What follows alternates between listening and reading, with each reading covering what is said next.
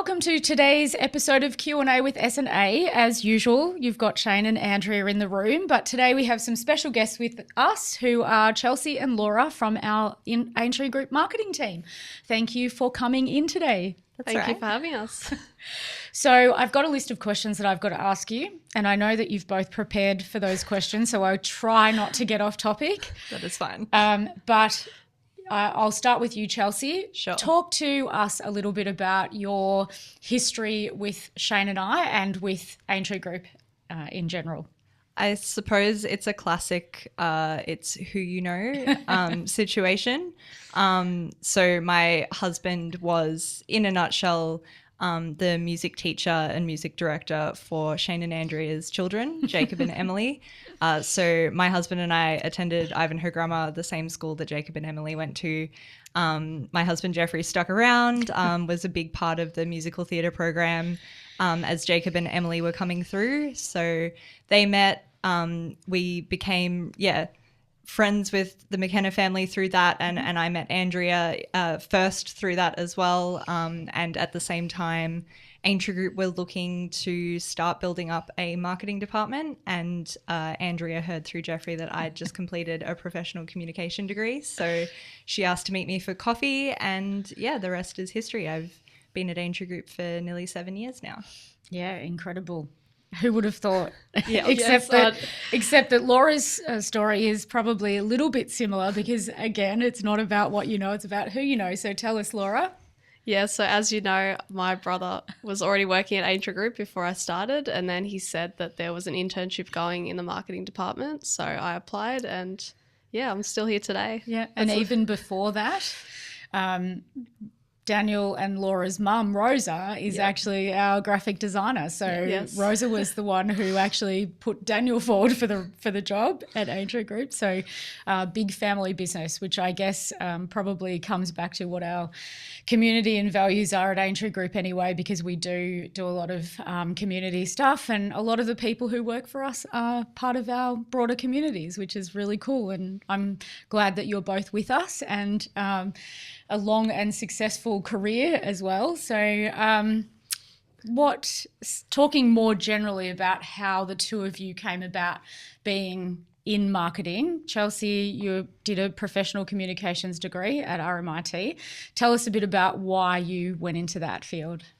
I was basically just looking for a degree that was sort of English-based, that wasn't just straight journalism. So I feel like the go-to advice for someone like me who in high school really excelled at English, literature, things like that. I wasn't hugely into maths or science or anything remotely accounting related. The advice was always, do journalism, and I wasn't really sold on it. So professional communication had not just journalism, it was also broadcast media. There was marketing and PR as part of that as well, and I could continue literature as a contextual studies major as well. So that piqued my interest. I wasn't really interested in going down the arts degree route in terms of at Melbourne University. So it sort of just seemed like the perfect fit for me to explore my opportunities, see what sort of career paths could emerge from that. And it's just unfolded from there basically. Yeah. And Laura? Yeah, I did a Bachelor of Communications in Public Relations, and I actually initially wanted to do Prof Com as well, which is what it's called, but I decided because it had journalism, I didn't want to do it. So. Evidently, we're not into the journalist side of things, which is fair. It'd be a tough gig, I think. Yeah, and I just loved communications before I went to uni. I didn't really know exactly what I wanted to get into, but I knew PR was pretty general and it covered a lot of things. So I went into that and really enjoyed it. Yeah. Did it help having a mum who was a designer and had all of that sort of stuff going on as well? Because Rosa, your mum, who runs her business from home, doesn't she? So you must have grown up with all of those things and, fancy Macs in the house and all of that sort of stuff. So. Yeah, I think it did have it played a bit in my mind, and I think it made me really enjoy communications as well. Yeah, Yeah. And I think from your perspective too, Laura, you really enjoy the design elements. I know that you've taken up a lot of the poster making things at Aintree Group, which has made our communications to the team a lot easier, because we've now got Laura who loves making a poster. So every time somebody needs a poster, they go straight to Laura these days, which is probably, I know Chelsea, you too also love a bit of creativity in that respect, but it certainly has elevated from the original stuff that I used to throw together on Microsoft Publisher back in the day, and then when Chelsea came on board and started to make amazing websites for us and things like that. So you've both done a really good job with that sort of thing, so well done. Well done. Thank you. I feel like a lot of that credit can go to the introduction of Canva as well. Yeah.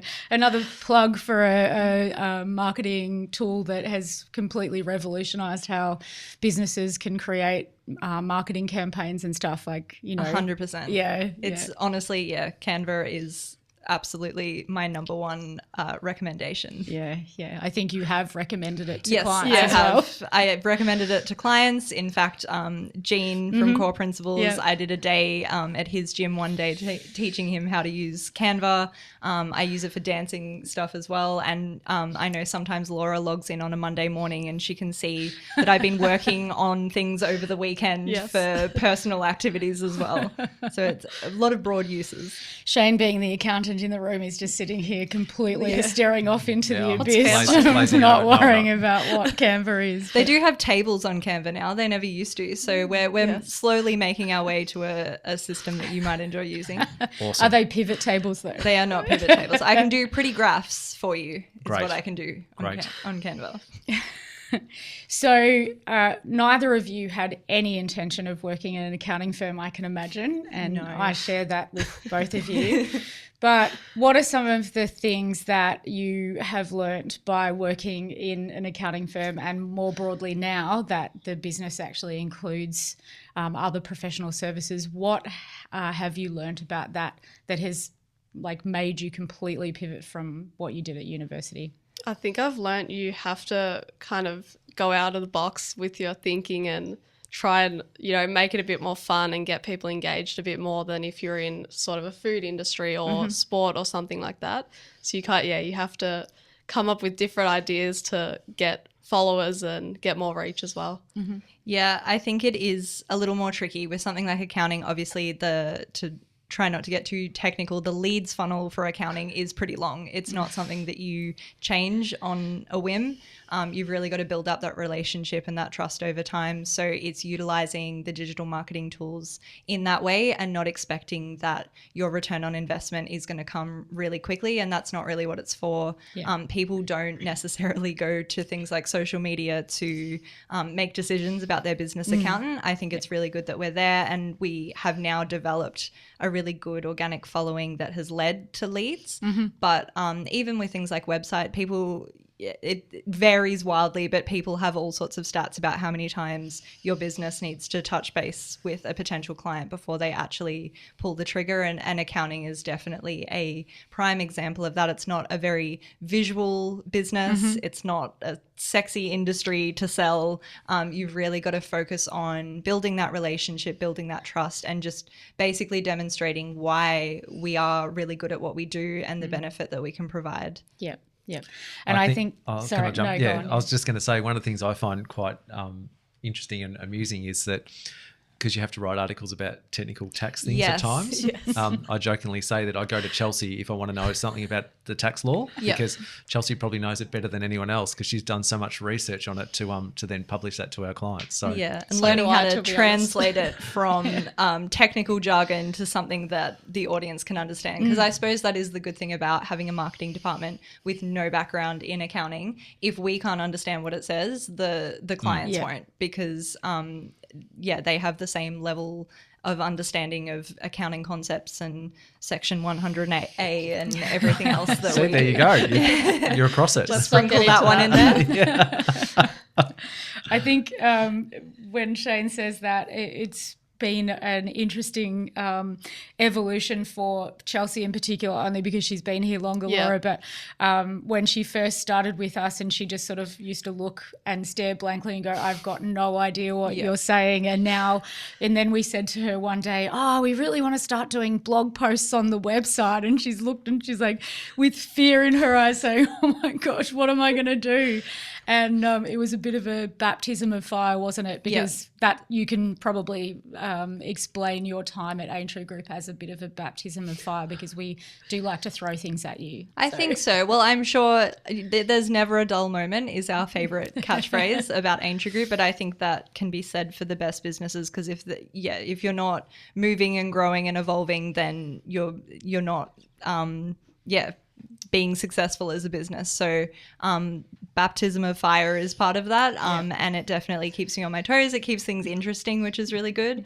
It's been a steep learning curve at times in terms of the technical side of understanding the tax and accounting jargon and translating it into something that we can communicate with an audience. But there's so many tools available, and I mean, Knowledge Shop comes to mind. They're a great resource for providing a base level for me to work from, and I still change it and make it our own voice and our own brand, but it gives me that sort of foundation to work from, which is really helpful. Yeah, I agree.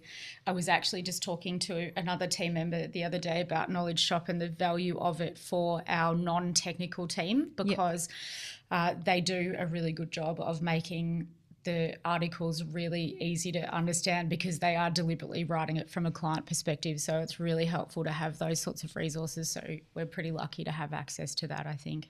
Yeah, and it's really accessible. If clients can't understand what we're saying, there's no point saying it. Yeah, exactly.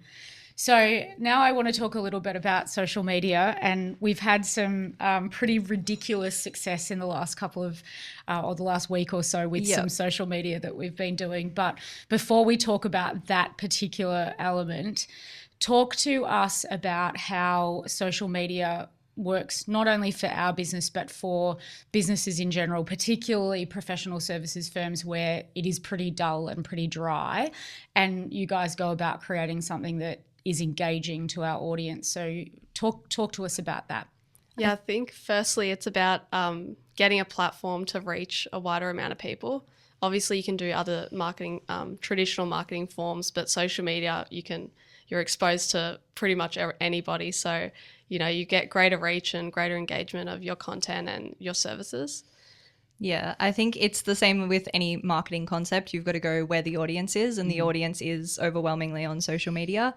So it's about having that presence there, and also being really aware that with a new influx of younger target audience and younger potential future clients coming through, they engage with social media in a really similar way to what people my age and older would use Google for. So if they're trying to find out something about tax, they won't Google it, they'll look it up on TikTok. So if you're not there and you're not putting out content, you're missing an opportunity to show yourself to people who aren't clients now, but definitely can be and will be in the years and decades to come. Yeah.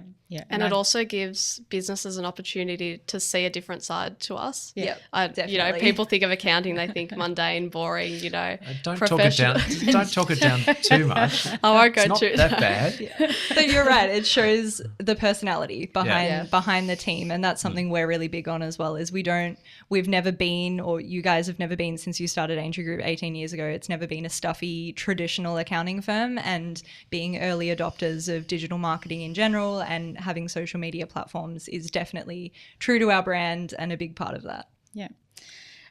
So now let's talk about this crazy thing that has been going on, because we can't pass it up. We have to talk about it because it's actually quite crazy. So I'm not going to talk. You guys talk about what it is all about. Go for it, Laura. So we recently jumped on the girl math trend on TikTok, which is basically how girls think about money, how they, handle money and finances. And we got our male accounting and wealth team to participate in it, which we saw an accounting firm in Dandenong do it, and they did really well. So we were really inspired by them to try it ourselves. And it got over 1 million views. We did really well with it, and the comments were so positive and everybody loved our team. Yeah. I think it was one of those situations where the comments made on it, because we all know that social media comments aren't necessarily very positive, but we were really surprised by it. And I know all of the rest of the team actually were reading those comments, and it was causing quite a stir in the office, wasn't it? Yes, it was. It was very amusing. Well worth annoying everyone to be in it. Share some of the things that happened in that the comment section and things like that, Laura, so that we can get a handle on it. We had a few people, say people look like celebrities, like Joseph looks like Henry Cavill and Trung looks like Prince William. Yeah. A lot of people said that we had a really wholesome team, and they just loved that they all agreed. And some people said they were too scared to disagree, so I'm not sure how to feel about that. So they were really positive. Yeah. And so what has that led to for the team at Aintree Group? What are we doing now? Well, I'm hoping they'll be in more in weeks to come, but we've also done the boy math trend, which was started after the girl math trend, and we've got the girls to react to different statements as well. So we'll see how that one goes. We'll see whether the boys or the girls are more popular. And I think it'll put to bed some of the only negative comments were people wondering where all the female team members were. And we did reply and say over 60% of our team is female. This was just something that we asked the boys to be involved in. So that will put that to rest, I think. And another thing that we often talk about with the social media, and there's lots of TikToks about this as well, is how do the team react when you are wandering around the office with your camera and you start to ask them to be involved in a video or something? Yeah, not well. We have our go-to people. We do have, shout out to those team members who are always keen to film and happy to be in videos. The only thing is, we do like to try and mix it up a bit so it's not the same faces all the time. But we do have a couple who are keen on it, and we appreciate their dedication. But usually it's sort of a don't make eye contact and, I'm very busy. I'm in a meeting at the moment. Do people put their earbuds in when they see Laura they just walk look by? away. I'm on a Teams meeting. I've got a bad reputation now. Well, that's the thing. I've sort of handballed that inadvertently across to you, because that used to be what people would do when they saw me coming, and now it's Laura. Now Chelsea walks around with coffee and she's like, coffee? Anyone? So, Chelsea, you've been with us for almost 7 years, as you said. What is the most significant thing that you think that you have done for Aintree Group? Like, if there was something, if you were, writing a story about my time at Aintree Group, what is the one thing that you would write at the top of that list that's been the most significant thing? I think significant, and in terms of long-term impact, it's a bit of a slow burn, but I think the fact that Laura is here in the team now. So when I started, the marketing team was Andrea in her spare time, which she does not have a lot of spare time. So I took on the marketing and communications coordinator role, and it didn't exist. So I just kept building on it, kept adding to it. I started out 4 days a week up to full time. Then it was getting progressively more and more of a workload, and bringing the marketing department to a point where we went, okay, we actually need someone else to come and take on that coordinator role. And then I moved to marketing and communications manager. I think that was obviously a huge step for me personally and career-wise, but I think it really represented the work that we'd done in the marketing department at Aintree Group, that we could grow it and add an additional person. And Laura's gone up in hours as well. So we're continuing to grow as the business grows. I think that's been the most significant thing for me and really stands out. But, smaller things along the way, all the team and client events are always a huge something really tangible that you can look at and stand back at an event that you've put together and everyone's having a wonderful time, and it represents the hard work that you've put in and the community that you've built around it. I think that those moments are always really special too. Yeah. And Laura, what about you? I would firstly say the girl math TikTok, just because I was absolutely. shocked with how much it got. 1.2 million views is it's pretty crazy. Success. Yeah. And I think just contributing to growing the business on social media, especially on Instagram, we've gone up a lot in followers. And I think just doing video content and also doing the team activities is a yeah, I love doing them and, you know, seeing the final product and seeing how much everyone enjoys them. Yeah. Yeah, cool. So with success always comes mistakes and failures, and we don't dwell on them very much. We like to just, you know, move past and work on them. Admittedly, Shane and I throw things at the two of you very, very often. And I think, you know, one thing that comes to mind to me is that the last time we asked Chelsea to set up a website for a new business unit, she basically had it turned around within 48 hours. So that's pretty incredible. But there's got to have been some things along the way where you've just sort of sat there and gone, that did not go well. So I think any of the times that that's happened, or not a lot of them, it's just a matter of knowing when you're busy and when you're trying to do things quickly and turn things around.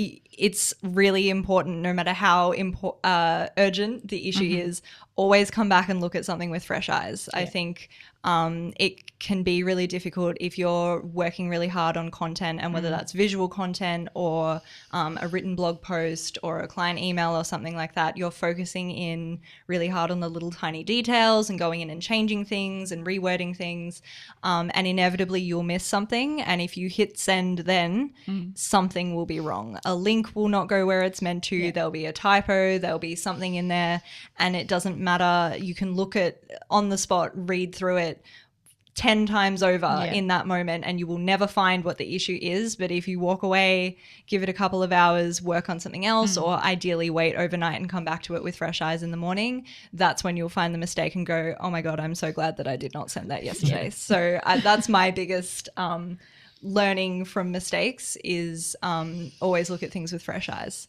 Yeah, I think that's a good one. And I think that from the perspective of where you are now, Chelsea, to where you were when you first started, it's that is been something that you've really developed and stuff. So it's great that you've been able to learn that from the fact that we throw stuff at you and expect that it's very easy to get caught up in the rush of everything and oh my goodness, this is urgent, we have to get it out. But it's what my dad's phrase is, what is it, measure twice, cut once, and it's a similar application. Yeah, absolutely.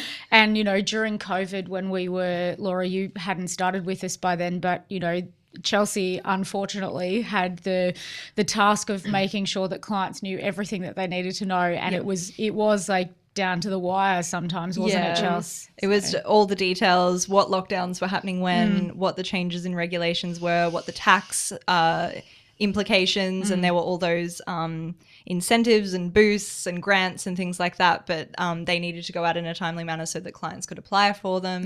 But if the information isn't correct, it's no use to them whatsoever. So it's just it's been a learning curve. It sure has. So the two of you are experts in what you do. I'll say that you are, because you're absolutely experts to us.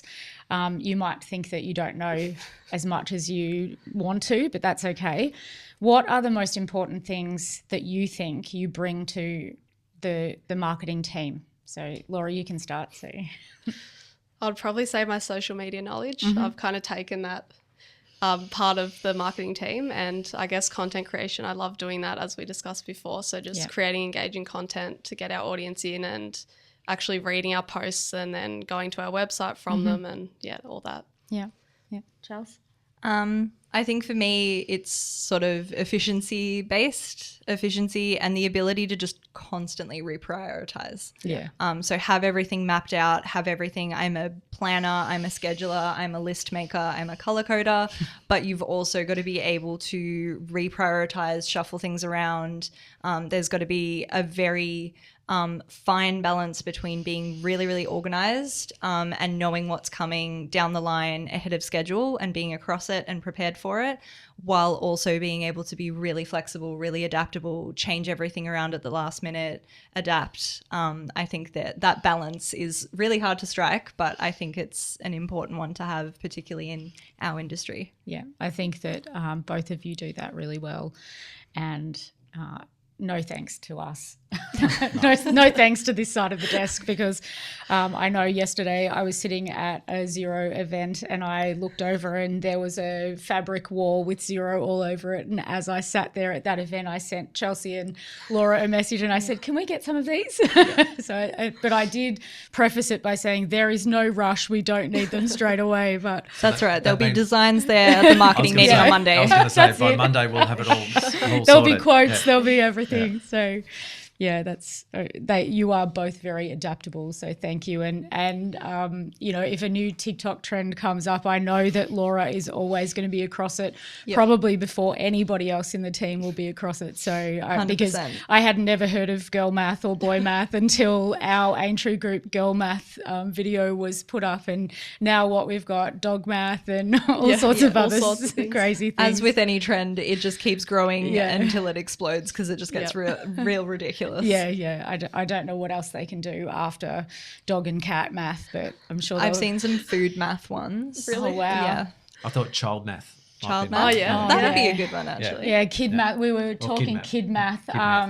Things along the lines of like, if Dad eats my ice cream, then you know there's a bunch that I think we could do. That's how you teach kids about taxes. Yeah. You take 20% of the ice cream. Are you going to ask any questions You're doing such today, a great job. Yeah. I will ask one. So if a business is starting out on social media, because there's so much of it, and me being an older generation, I'm not fully across it. So what's your advice in terms of how you should tackle it? Firstly, if you're not going to be active, don't have a page that just sits there stagnant. So if you're going to commit properly. And if that means that you only start with one platform or two platforms, don't bite off more than you can chew.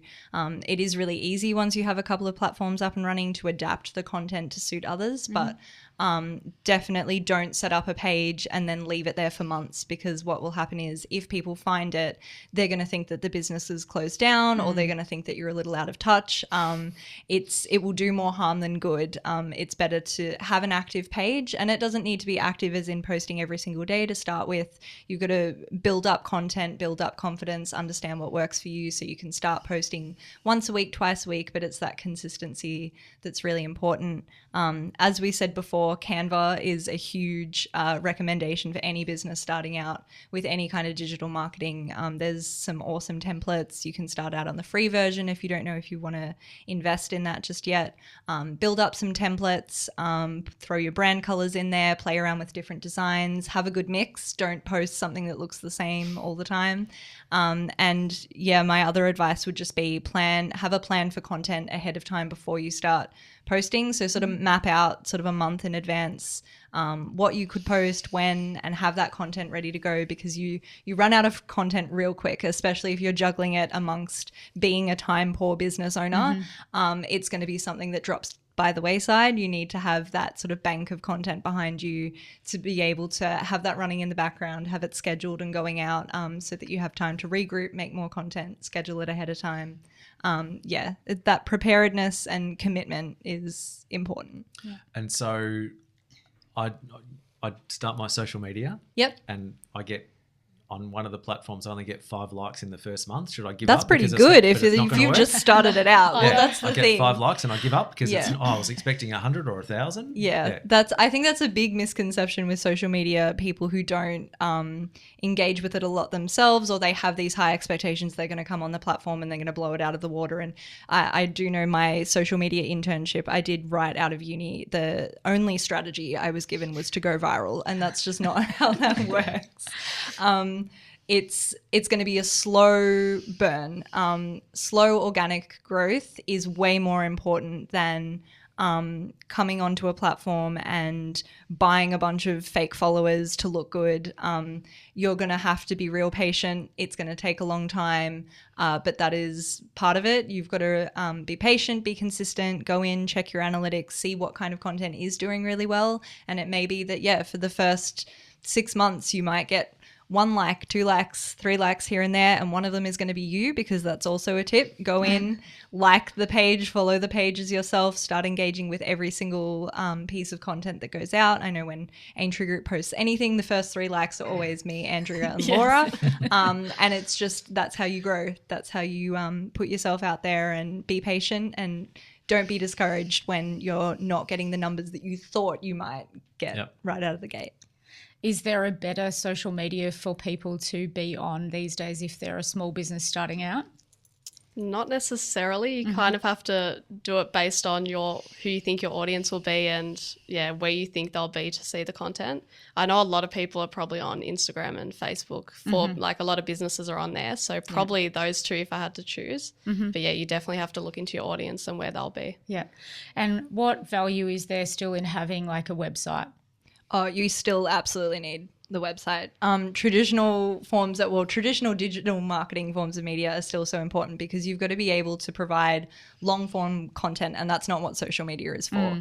The website is there so that when people find you on social media or through Google or wherever they may find you, they go to your website for more information. They go to your website to see the brand, the team behind the businesses, what you specialize in. It gives you that sense of legitimacy and trust, which is really important. It's also where you'll put all of your blog content, which will make up a lot of your social media content, particularly sharing it on Facebook. So absolutely, you need to have a good spread. Don't put all your eggs in one basket. You've got to be able to link people forward through that leads tunnel, like I said before. And that the website is that next step from them seeing you on social media and sort of being aware that you exist, to actively taking an interest in what you do, and hopefully then being called to get in touch with the business, book an appointment, find out more.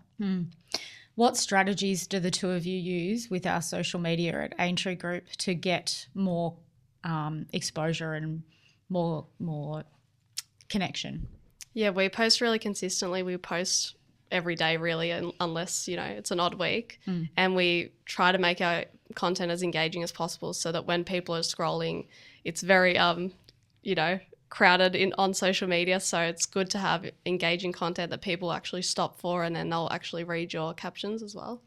Yeah, I think communicating the value of what we do, and it's about showing that we are experts in the field and making us a destination for people to come when they want information. So even just little things like wording our social media posts, you've only got so many characters, you've only got so much before people start to tune out. So really capturing in that first sentence or that first line of a video what the importance is, what you're trying to convey, who you're trying to help. And so if that applies to the person watching, they're going to instantly tune in and want to know more and find out more. They watch the rest of the video or read the rest of the content, click to go to the blog post and find out more. And then, on the journey it goes. Yeah.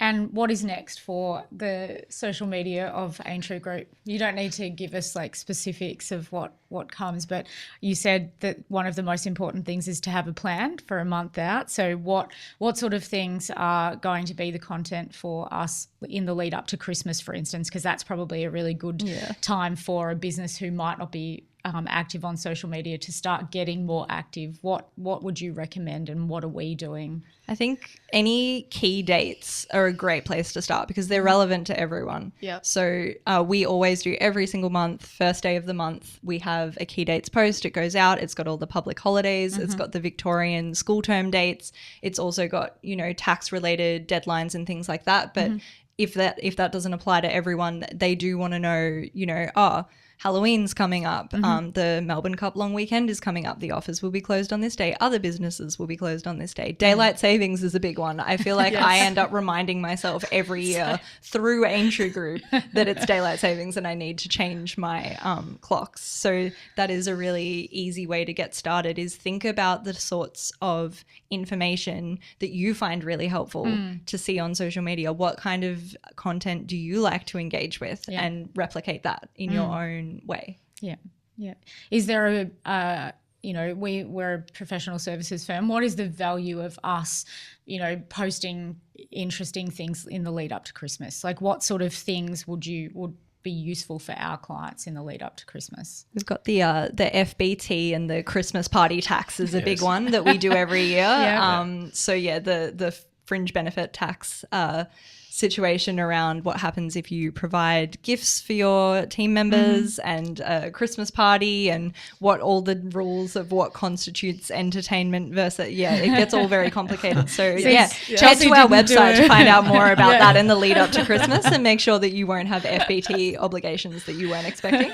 That's a big one. And for our legal team as well, they say that Christmas time is actually a huge time of year for estate planning, which does make sense. Families are getting together. It's a conversation you need to have with your family. It's not necessarily something that you might associate with sort of a festive time of year. I know 100% though in my personal life, like my grandpa would always show up to Christmas lunch and hand my mum an updated copy of his will, and that was the Christmas tradition of his. But there's something about families getting together for the holidays that seems to spark that conversation. But it's important to know and to let people know that if they're having those conversations at Christmas time, we're here to help facilitate that. Yep. Any last pieces of advice for people listening? So they might be small business owners, they might be people who are looking to get into the industry, not necessarily accounting, but marketing and things like that.